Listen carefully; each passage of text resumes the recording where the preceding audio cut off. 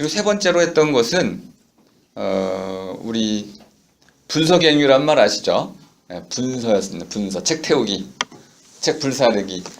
제가 이제 세계 문자 그 심포지아 그 이제 학술 단장을 하면 2014년도에 분서의 역사를 조사한 적이 있어요. 세계 문자의 이제 기록물들을 쭉 가지고 축제를 했었는데 우리 광화문에서 이렇게 한 10일 정도 이렇게 매년 이렇게 합니다. 올해도 이제 10월 중순경에 하게 되는데 분서의 역사를 쭉 조사해 보니까 정말 분서라는 사건이 아주 상당히 자주 있었더라고요. 근데 당연히 독재자들은 가장 먼저 없애는 책이 뭘까요? 첫 번째로 없애는 책, 철학책. 두 번째는 역사책. 세 번째는 문학책. 네 번째는 기술? 아니야. 그 나치 때 가장 많이 발전했던 학문은 화학입니다. 우리가 알고 있는 아인슈타인도 망명을 했지만은 이런 화학이라든지 공학, 자연물리학, 수학 이런 것들은 나치 시절에 군사 무기 제조 이런 거 산업용 산업 발전을 위해서 군수 산업 발전을 위해서 예를 들어서 이제 석유 같은 거 있잖아요. 이게 딱 그 연합국에 의해서 딱 차단되니까 석유 없이 에너지를 구하는 방법을 찾아야 될 거 아니야. 누가 동원이 됩니까? 학자들이 동원이 되는 거죠. 이렇게 해가지고 그 나치 시절에 이런 산업 발전, 특히 과학의 발전이 비약적으로 이루어지게 됐습니다. 하지만 그 나머지들은 전부 다 분서 목록에 올라갔죠. 그리고 이제 드라마, 극작가들 이런 것들도 모두 분서, 심지어는 초등학생들까지 책을 들고 나와서 태웠습니다. 이렇게 이제 사회 분위기를 하나의 이제 그 나치 문화라고 하는, 좀 이따 설명을 드리겠지만은 지식 말살 정책을 했다. 그리고 나치 문화만을 인정하게 됐다. 그리고 이제 그 다음에 했던 거는 결국 마지막 세력은 누구냐면, 여러분도 눈치를 채셨을 거예요. 지식인들이 저항하던가? 거의 못합니다. 그럼 마지막에 이런 독재에 항거하는 사람들은 누구던가? 어느 사회든 똑같아, 이거는. 독일이든 한국이든 어느 사회든 똑같은데, 마지막에 독재에 저항하는 마지막 세력은 누굴까요? 결국은 노동자입니다. 노동자들이 뭉치지 못하게 만들기 위해서 노동조합을 분쇄해버립니다. 그리고 이제 가장 극악무도하게 그동안 남아있었던 사회민주당까지도 이제 없애버리고 나치만을 유일한 당으로 인정하는 헌법을 통과시키게 되죠. 이 정도면 이제 나치의 독재가 법적으로 확립이 된 겁니다. 그리고 나서 곧바로 이제 모든 정적을 죽였고 법이 완비가 됐기 때문에 히틀러 자신이 꿈꿨던 거, 독일 인종에 의한 전 세계의 지배. 여기 원래 히틀러가 정말 내세웠던 거잖아요. 처음부터. 독일 국민들이 이건 못 봤어요. 그죠? 그럼 전쟁 외에 방법이 없잖아. 독일 인종에 의한 전 세계 지배를 처음부터 히틀러가 얘기를 했었는데, 독일 국민들은 자기들이 듣고 싶은 것만 들었어. 이해하셨어요? 자신들이 듣고 싶은 것만 들었기 때문에 히틀러가 정말 원했던 걸 못 들었던 거야. 히틀러가 정말 원했던 건 뭔가요? 전쟁이었습니다. 전 세계 지배하고 나는 영웅이다. 미추광이었던 거죠. 나는 독일식 게르만 영웅이다. 독일 영웅이라는 이런 환상에 사로잡혀서 그걸 이제 실천하고 싶었던 거죠. 이걸 위해서 권력 투쟁을 했던 겁니다. 그리고 권력의 정점에 오르자 곧바로 전쟁 계획에 돌입하게 되고, 이걸 위해서 그동안 자기를 지지했던 세력을 모두 제거해 버립니다. 왜? 군부와 손을 잡아야 되기 때문에.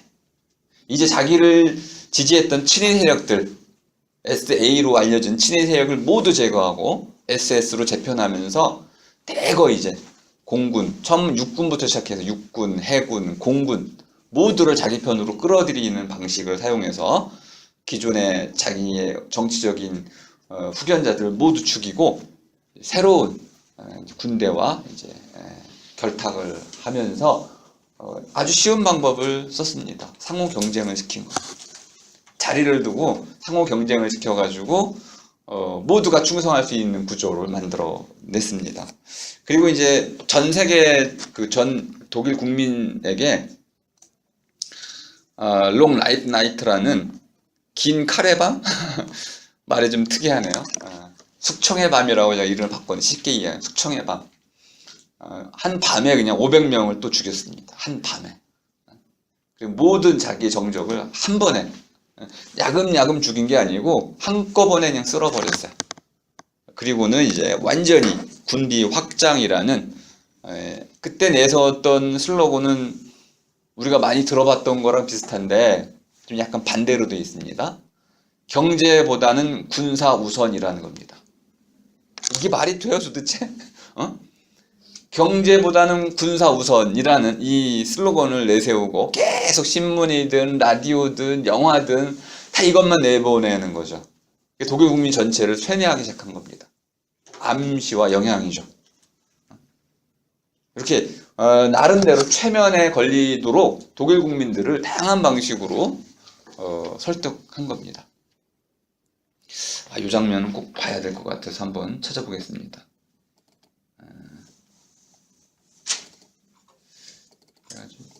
아까 좀 당황을 했었나 봐요. 아니, 이게 안 맞아가지고 이 정도는 한번 봐야 될 것 같아서 그 앞부분쯤에 한번 있으니까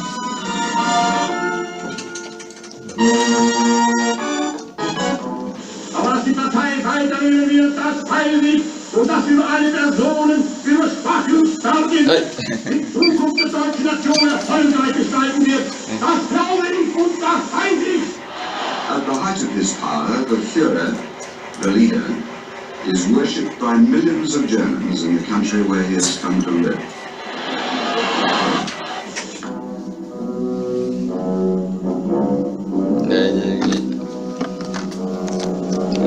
감동은 받지 마시고 Aber die Partei weiterhin wird das heilig und dass über alle Personen über Sprachen starten, die Zukunft der deutschen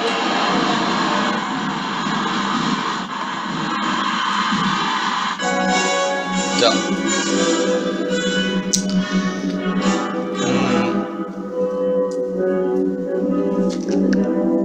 어느 사회에든 이러한 독재자를 만들어낼 수 있다는 거, 그래서 우리가 제도에 더 많은 신경을 써야 된다는 게 오늘의 결론 같은 것이 될 텐데요.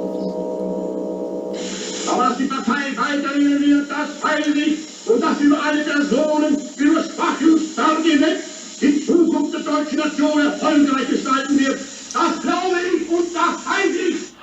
At the height of his power, the Führer, the leader, is worshipped by millions of Germans in the country where he has come to live.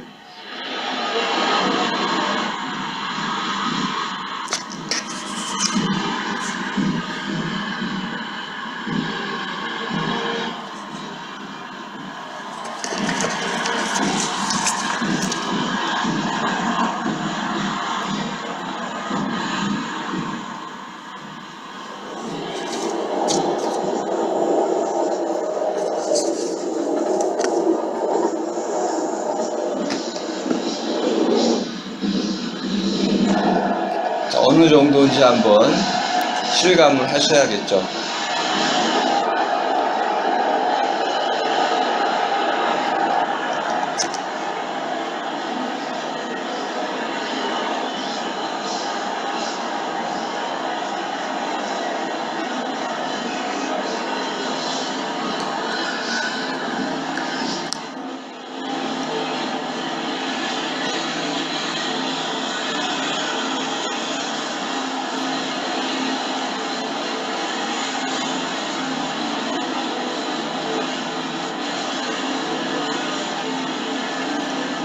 이러한 열광의 도가니가 좀 느껴지시나요?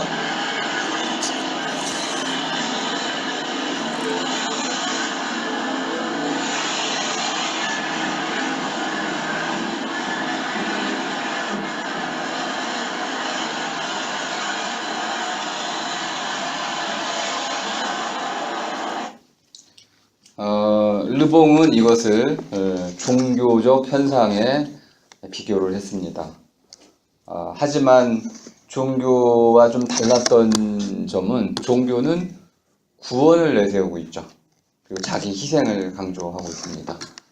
반면에 히틀러의 경우에는 복종을 강조하고 있습니다. 그리고 자기 자신을 피겨, 지도자라고 불렀죠. 지도자라는 건 뭐냐면 모든 사람, 모든 국민, 지도자는 국민을 두 가지 길로 인도한다는 겁니다. 첫 번째는 공동체의 붕괴를 막는 쪽. 놀랍네요. 공동체의 붕괴를 막는 쪽. 이렇게도 얘기할 수 있습니다. 민족과 공동체의 번영. 그러니까 지도자는 첫 번째 해야 될 일이 뭐냐면 공동체의 붕괴를 막고 공동체의 번영 쪽으로 국민들을 이끌어 가는 것이다. 지도의 역할이죠. 그러니까 국민 전체가 저렇게 열렬히 이제 숭배를 했던 것이죠.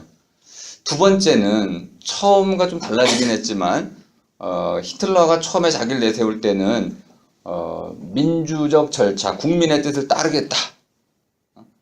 국민과 하나가 되겠다. 자기는 국민과 결혼하겠다고 그랬어요. 누가 얘기했었습니까? 나폴레옹. 나는 국민과 결혼해야 되기 때문에 결혼하면 안 돼.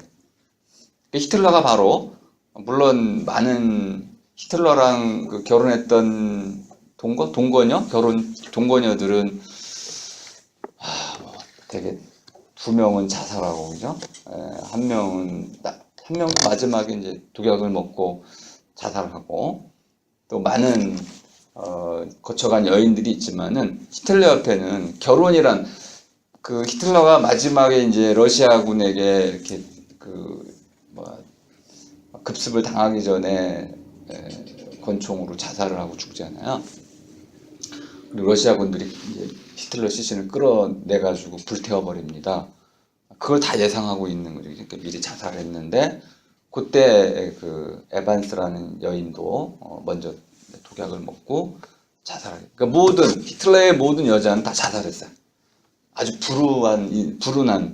불행한 삶을 살았던 것이죠. 20년? 실제 통치 기간은 12년 정도 이렇게 되었는데 그 사이가 말년까지 이렇게 불운했었는데 이런 신격화된 모습으로 뒤에 계속 똑같은 장면들이 이제 나오고 있는데요. 바로 이러한 군중의 지지 이것에 이제 뒷받침돼서 히틀러가 모든 일을 할 수 있었다. 그럼 일반화할 수는 없지만은 잘못된 지지는 결국 스스로에게뿐만 아니라 인류에게도 큰 악을 행사할 수밖에 없다. 이런 지지를 바탕으로 해서 히틀러는 이제 군비 확장이라는 것을 시작합니다. 가장 먼저 하는 건 뭐냐면 이제 군수 산업을 재개하는 겁니다.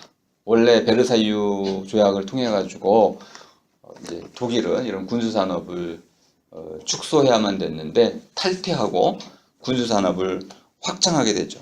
그리고 군비 계획을 차근차근 해 나가면서 이런 군수 산업이 활성화되면서 어떤 일이 벌어졌냐면 실업이 크게 해소가 됐어요. 그러니까 국민 입장에서는 실업이 줄어들고 있기 때문에 환영할 만한 일이었고, 또 하나는 아파트들을 줘서 무상으로 막 공급을 했습니다. 그럼 집 없는 사람들, 독일 국민들에게 최고죠. 거기다가 뭘 약속해 줬습니까? 폭스바겐 자동차 한 대씩 주겠다. 복지란 개념을 제시해 준 거야. 그냥? 그러니까 실업을 해소하고 복지를 제공해 주면서 또 뭘 했냐면 아우토반. 그때 이제 아우토반을 처음으로 히틀러가 건설하게 됩니다. 물론 이것도 군사용이었어요. 아우토반을 건설하면서 독일 국민들에게는 이 지도자가 신적인 존재로 추앙을 받게 되는 거죠. 야, 이렇게 전 인류에서 한 번도 있어 본 적이 없는 이런 대형 공사를 한다더라. 하지만 이미 미국에서는 고속도로가 하이웨이가 이미 건설이 됐었습니다. 그걸 알고 이제 가지고 와서 하고 있는 건데 철저히 언론 통제가 되다 보니까 국민들은 히틀러가 처음으로 그런 엄청난 규모의 공사를 한다 이렇게 생각을 했던 것이죠. 실제로 그래서 이제 독일 국민들의 삶의 질은 비약적으로 발전하게 됩니다.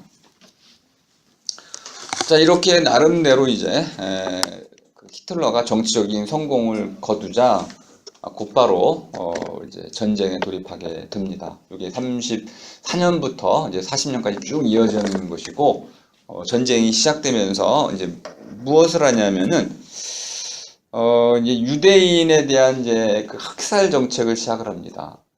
처음에는 좀 온건하게 시작을 했어요. 유대인 상점 불매 운동을 펼치게 됩니다. 근데 이게 예상 밖으로 큰 호응을 받게 돼요. 이게 또 문제죠, 그죠? 사람들이 그러한 왜 유대인 가게에 대해서 우리가 불매 운동을 해야 되나요? 그 이유가 별로 없는데 이걸 제안하자 갑자기 폭발적으로 인기가 이제 있고 성공을 거두게 돼요. 그래서 이걸 바탕으로 해가지고 이제 두 가지 아주 유명한 문장을 만들어냅니다. 요거 한번 적어보세요.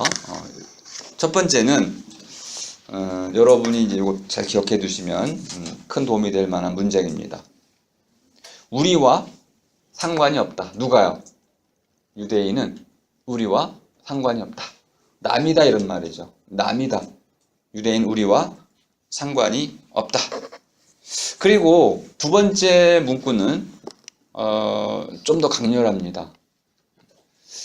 유대인들이 이제 이렇게 저렇게 이제 히틀러에게 탄압을 받잖아요. 그리고 심지어는 뭐 별표도 새기고 아무데서나 모욕을 당하고 재산을 압류당하고 모든 직업이 박탈당하고 그랬어요. 유대인들은 단순히 뭐 불매 운동에 시달린 정도가 아니고 모든 사회적 지위를 박탈당하고 직업을 박탈당하고 심지어는 이렇게 옷에다가 유대인이라는 증표를 달고 다녀야 할 만큼 모욕적인 이웃이었는데, 우리 이웃이었는데 갑자기 이런 이유 없는 모욕과 인권 침탈을 당했는데 사람들이 이거에 대해서 반감이 있을 거 아니야. 그죠? 자기 이웃이었는데 하나의 문구를 슬로건을 또 만들어냅니다. 우리가 간섭할 이유가 있는가? 이건 더 무서운 말이야. 분명히 어떤 악행이 저질러지고 있는데 유대인은 우리하고 상관이 없다. 이거는 이제 그 사람들에게 완곡하게 이제 관여하지 말 것을 이제 설득하는 거라고 한다면은 두 번째는 강력한 논법입니다. 우리가 간섭할 이유가 없다는 거야. 간섭하지 말라는 거죠. 거꾸로 얘기하면 간섭하면 너도 유대인 취급을 하겠다는 겁니다. 강력한 독일 국민에 대한 메시지를 전달한 거죠. 이 두 가지의 문장을 통해 가지고 유대인에 대한 이러한 그 학대가 감행되는데도 독일인들이 모두 침묵을 했던 것이죠. 그리고 이걸 바탕으로 해서 이제 35년에 유대인 억압 특별법이라는 걸 만들어요. 말도 안 되는 법을 만드는데 이게 또 통과가 돼. 그래서 유대인 억압 특별법을 만들어 가지고 이때 이제 유대인들에 대한 그 억압이 시작되니까 많은 유대인들이 미국으로 망명을 하게 됩니다. 이때 그 아인슈타인도 망명길에 오르는 그 배에 오르는 장면이 사진에 찍혀 있습니다. 그러니까 많은 사람들이 이제 전부 다 미국으로 망명을 떠나게 되는 것이죠. 이렇게 망명을 떠나지 않았던 사람들을 위해서는 유대인 수용소가 기다리고 있었습니다. 그 전쟁이 시작되기도 전에 벌써 40만 명의 유대인들이 수용소에 gat혔습니다. 이미 유대인들은 자신들의 운명을 전부 다 예감하고 있었던 것이죠. 더 나아가서 이제 그 한 의사가 그 히틀러의 연설을 분석한 적이 있는데 히틀러 연설을 쭉 검토해보고 병명을 하나 만들어냈어요. 히틀러 연설을 보니까 맨날 유대인에 대한 증오, 또 헝가리인에 대한 증오, 폴란드인, 체코인, 마르크스주의자, 프랑스인, 주변국들에 대한 증오가 막 그냥 섞여 있어. 그래서 증오 중독증이라는 새로운 병명을 만들어냈습니다. 히틀러는 그렇게 옆에 있는 사람들을 증오하고 또 믿질 못하죠. 수많은 암살 시도가 있었고, 네, 용케 또 살아남고, 히틀러는 이상하게 또 운이 좋아가지고 수많은 암살 시도가 있었음에도 불구하고 그렇게 잘 살아남고 뭐 조금 다치거나 그럼 그때마다 또 엄청난 피바람이 불고 했던 거죠. 자, 뭐 우리 히틀러 얘기를 너무 자세히 하면 이제 여러분들에게는 도움이 안 될 테니까 이제 문제를 한번 정식화를 해 보겠습니다. 히틀러가 나름대로 정치적인 영향력을 행사할 수 있었던 시대적 배경은 충분히 이해가 됩니다. 경제적 어려움, 가난이라는 어려움이 있었고, 두 번째는 정치 세력에 이런 조화가 없었습니다. 실제로 민주주의라는 제도는 갖고 있었지만 민주주의자는 없었어요. 그러니까 결국은 제도와 문화가 겉돌았던 것이죠. 그 속에서 폭력이 난무했습니다. 그러니까 폭력이라는 건 우리를 비열하게 굴복시키는 힘이죠. 폭력이 있으면 옳지 않다고 믿지만은 폭력 앞에 우리는 무릎을 꿇지 않을 수가 없습니다. 그러니까 폭력이 난무할 수밖에 없는 난무했던 그런 상황이었다고 가정해 본다면 히틀러가 폭력 부대를 만들어서 정치적인 힘을 장악했던 것을 충분히 이해할 수 있습니다. 그럼 우리는 이런 사회가 오면 안 되겠네요.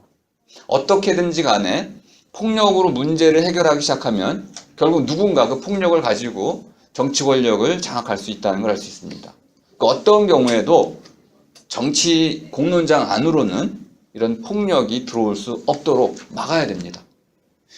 우리 여러분도 자신할 수 없어요.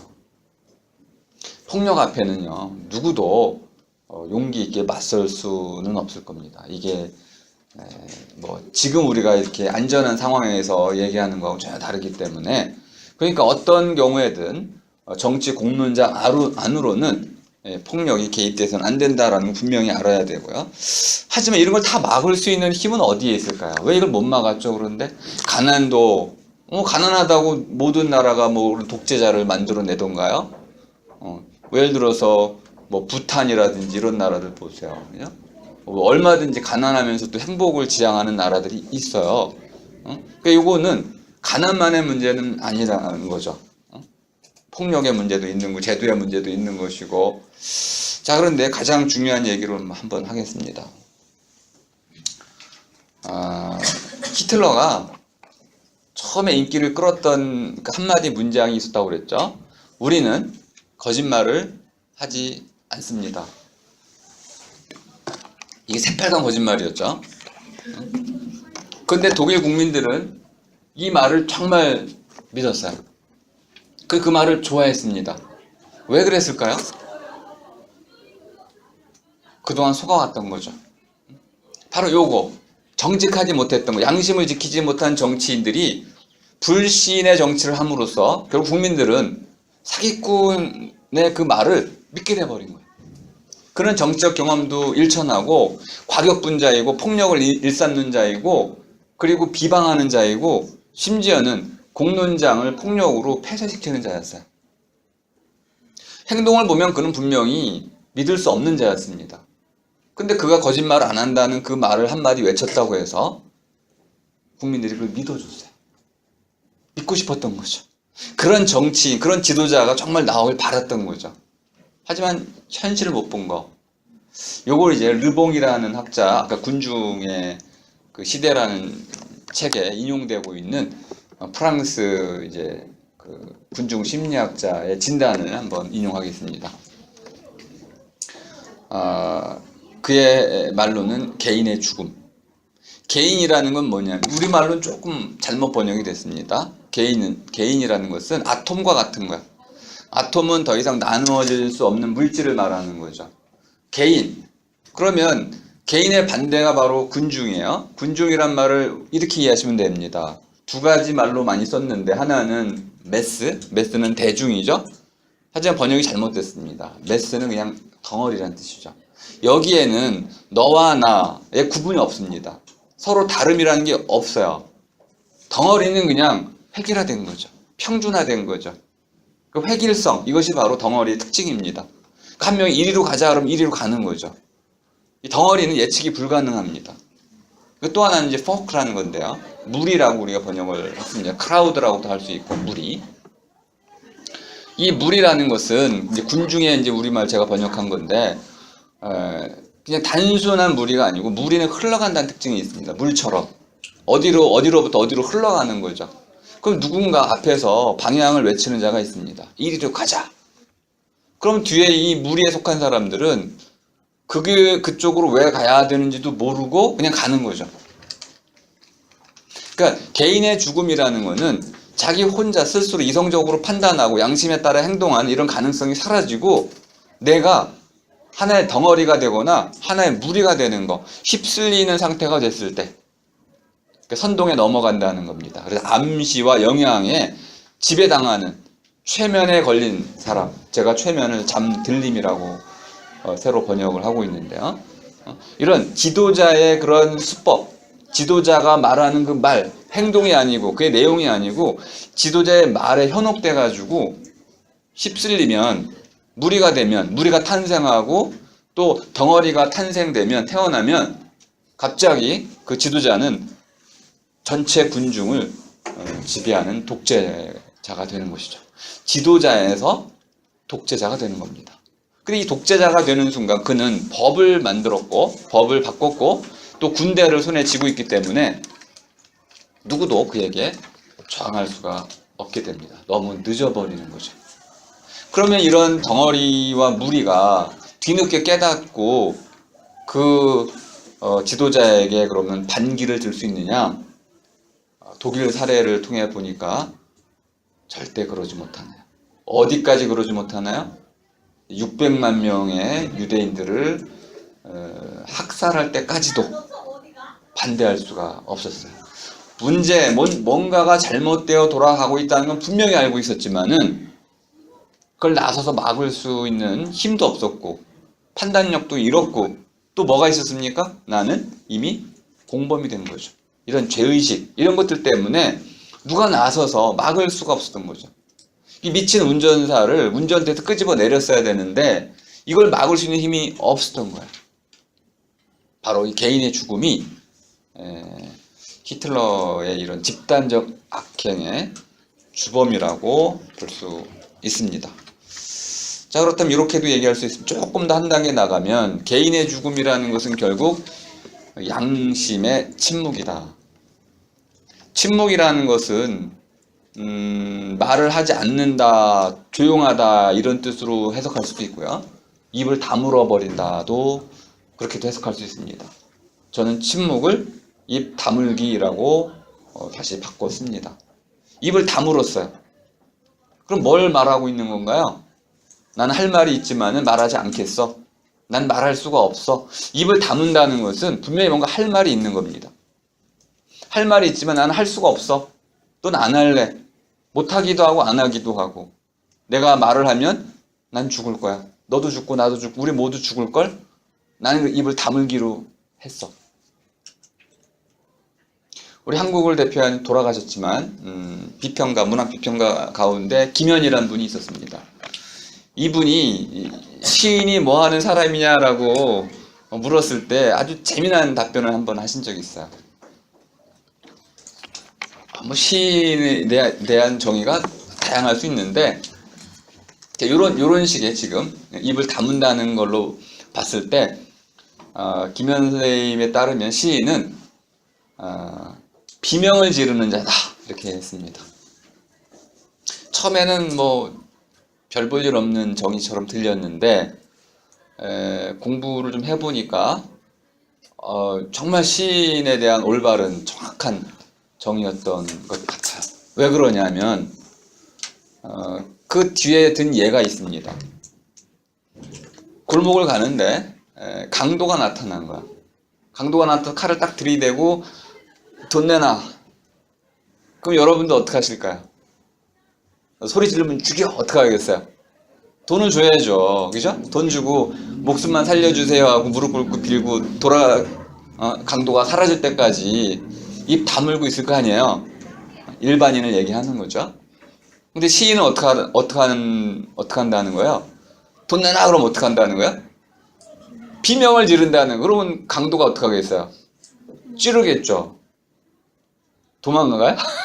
강도가 도망갈 수도 있는데 강도가 그 비명 지르는 사람을 찌를 거 아니에요. 그럼 어떤 일이 벌어져요? 사람들이 몰려들어가지고 이러죠. 너 누가 찔렀어? 그럼 이 하면 이제 죽는 거지. 저 강도가 날 죽였어. 그러면 사람들이 강도를 찾아서 처단할 거 아니야.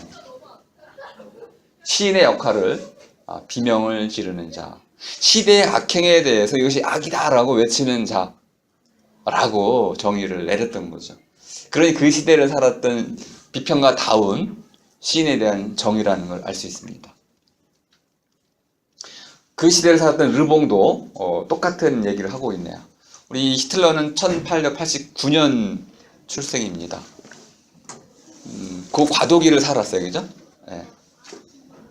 그 대중사회가 출현하고 프랑스 대혁명이 일어나고 막 들끓었어요, 그죠? 정치적으로 굉장히 불안정한 상황이 지속이 됐고 프랑스가 독일 땅을 막 점령하고 뭐 이런 이제 막 굉장히 급박한 정치적인 격변기에 태어났고 또 그 시대를 살았어요. 지금 우리 굉장히 안정된 시기에 살고 있는 거죠. 민주주의가 정착이 됐고 자본주의도 정착이 됐고 또 세계화가 진행되면서 뭐 웬만한 국가들끼리는 전쟁할 마음이 없잖아요. 아무리 우리가 미국, 일본하고 뭐 역사적 문제가 있어도 여러분 마음속에 일본과 전쟁하겠다는 마음이 생겨나나요? 이 세계 전체가 이미 안정화됐어요. 정치, 경제, 문화 모든 영역에서 우리는 실제로는 굉장히 축복된 시대를 살고 있는 거죠.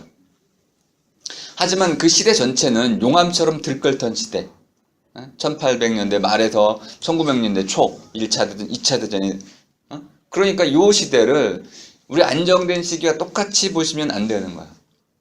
그 시대는 그 시대의 문제로 우리가 접근을 해 들어가야 되는데 그래서 우리가 더 잘 이해할 수 있는 거죠.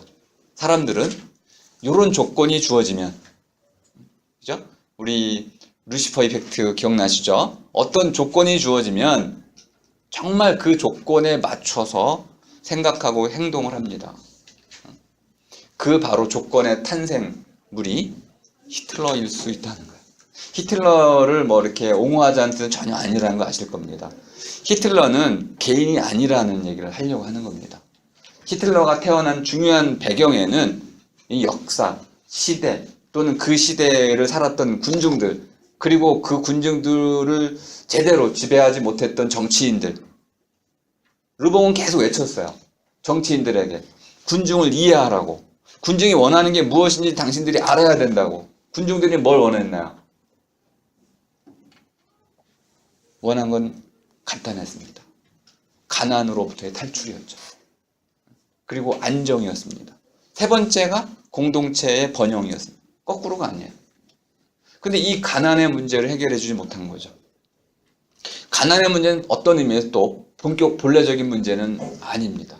바로 공동체의 구심점. 함께 견뎌나가야 된다. 우리 IMF 때 그런 걸 봤지 않나요? 가난이 갑자기 느닷없이 가난이 닥쳤어요. 하지만 한국 사회가 무너지지 않았던 가장 중요한 이유는 한국 국민들 전체가 가난에 대한 두려움 대신에 이거를 극복해 나갈 수 있다는 믿음이 있었던 거죠. 그러면 가난은 우리에게 악행으로 이어지지 않습니다. 오히려 발전의 동기가 되고 자랑스러워할 수 있는 거죠. 예를 들어서 좀 지나친 얘기가 될 수도 있는데 한일 강점기 때, 일제 강점기 때 우리가 암울했었나요? 저는 조금 다른 관점에서 암울했다고 보는데 기회일 수도 있었던 거예요. 어떤 기회였을까요? 대한제국 좋아요. 대한민국 국민들, 한민족이라고 하는 이 한민족은 어떠한 민족인지를 드러낼 수 있는 아주 좋은 기회였는데 일제강점기를 지나고 보니까 대한민국의 민족은 어떤 민족이에요? 그래서 조금 저항하다가 결국 30년대, 40년대 내내 20년 이상, 25년 이상을 종처럼 살았잖아요. 아이고 이런 민족이구나. 저항 무슨 저항. 민족 시인 언제까지만 있습니까? 요런 이제 일종의 하나의 그 테스트 기간. 요럴 때 우리에게 정말 양심 있는 지식인들이 나왔어야 되는데 독립투사들은 있었지만 양심을 지킨 지식인들이 거의 없었어요. 들여다보면요 전부 다 변절자들이고 친일파들입니다. 물론 우리가 그들을 나무라고는 하기에는 우리들 자신도 깨끗하지는 못할 수 있어요. 상황은 또 우리를 다르게 바꿔놓을 테니까. 하지만 바로 그게 중요한 시기였던 거죠. 우리의 민족이 어떤 민족인지를 알아볼 수 있었던 중요한 시련의 시기. 그 시기 때 우리는 그걸 발휘하지 못했습니다. 그리고 와서 해방 이후, 또 한국전쟁 이후 경제 도약이라는 하나의 방향이 생겼을 때 우리 민족이 힘을 발휘했어요. 그러면 우리 민족은 어떤 민족인가요? 하나의 성공이라는 신화? 성공이라는 하나의 목표? 이런 거에 대해서 상당히 중시하는 이런 민족이라는 걸 알 수 있습니다. 반면에 이제 이 공동체를 지키고 희생하고 나를 위해 나를 희생해서 공동체를 지킨다는 이러한 신념, 가치에 대해서는 굉장히 열악합니다. 그럼 이렇게 우리가 다시 물어야 됩니다. 그럼 이런 걸 우리가 어떻게 교육할 것이냐? 공동체를 위해서 희생하지 않는다면, 누가 가치를 위해 투쟁하지 않고 어떤 지식인이 이런 악행에 대해서 입을 다물어 버린다면, 눈을 감아 버린다면 결국 누구도 히틀러를 막을 수 있는 사람은 없는 거죠. 그런 시절이 안 오리라는 보장은 없어요. 오늘의 주제가 바로 집단의 악이었잖아요. 집단의 악. 어떻게 발생할까요? 양심이 입을 다물어 버렸을 때. 양심, 개인이 죽어버렸을 때. 그럼 양심 이런 건 어떻게 그럼 우리가 지켜갈 수 있을까요? 요거는 앞으로의 과제가 되겠습니다. 지금은 말씀드릴 시간은 안 되지만, 자, 오늘은 이렇게 이제 히틀러를 통해 가지고 한 개인의 악행이 그렇게 거대한 규모로 저질러질 수 있었던 데는 동조자들, 그리고 제도, 또 그 제도를 뒷받침했던 지지 세력, 그리고 나중에는 이제 그 히틀러를 막을 수 없을 만큼 성장해버린 권력, 그리고 이제 공론장의 붕괴. 공론장 붕괴는 사실 가장 위험한 사태입니다. 이제 여러 가지들을 통해 가지고 이제 이런 집단적인 악이 생겨나더라. 이런 걸 잘 봤습니다. 자, 이제 이 다음 주에는 한번 토론도 한번 하겠습니다. 다음 주에는 이제 가장 그 일반화된 서양에서의 악개념을 소개하려고 합니다. 그러니까 요 서양에서의 악개념 하면은 아우구스티누스의 악개념을 떠올리게 되는데, 요걸 딱 이제 알고 나시면, 아, 서양 사람들은 악을 다 이런 식으로 보는구나, 쉽게 이해할 수가 있습니다. 자, 그럼 이제 왜 히틀러가 처음에 악당으로 이해가 안 됐는지도 이해가 될 거야. 저희 눈에 봤을 때는 히틀러는 굉장한 악당이었는데, 왜 서양인들의 눈에는 히틀러가 이렇게 그런 정도의 악당으로 보지 못했을까? 그런 의구심이 생길 수 있는데, 그들 밑바탕에 깔려있는 이런 악개념을 좀 살펴보면 조금은 이해되는 바가 있습니다. 오늘 제가 좀 이 동영상이 좀 안 맞아가지고 중요한 장면 한 3장면을 못 보여드려가지고 죄송하게 생각합니다. 혹시 제가 이 클래스에 이걸 올릴 수 있는지 모르겠는데 한번 올릴 수 있으면은 제가 올려놓을 테니까 아주 기회 될 때 한번 참고하시면 되겠습니다. 자, 질문이 있으면 좀 남아서 좀 해주시고요. 자, 오늘 강의 이것으로 마치겠습니다. 수고하셨습니다.